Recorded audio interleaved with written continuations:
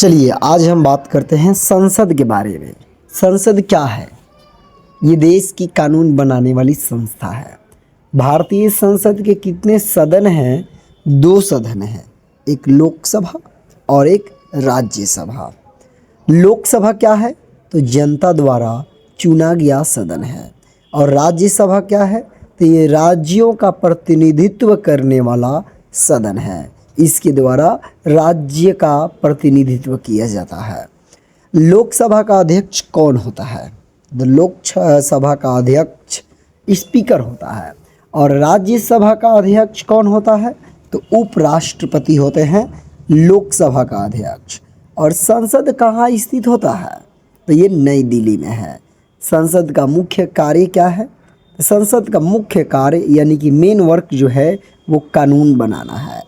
और लोकसभा का कार्यकाल कितना होता है? ये 5 वर्ष का होता है। क्या इसमें बदलाव किया जा सकता है? आगे हम बात करें राज्यसभा का कार्यकाल कितने समय का होता है? तो राज्यसभा का कार्यकाल 6 वर्ष का होता है। और संसद में बजट पेश करता है कौन करता है बजट पेश? तो वित्त मंत्री जो है वो बजट पेश करता है। संविधान संशोधन कौन करता है?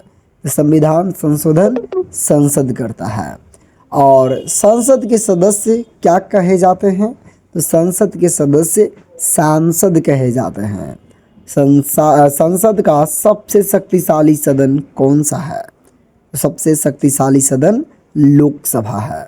लोकसभा के सदस्यों को क्या कहते हैं? इन्हें एमपी कहा जाता है यानी कि सांसद। संसद की बैठक को क्या कहते हैं? संसद की बैठक को सत्र कहते हैं।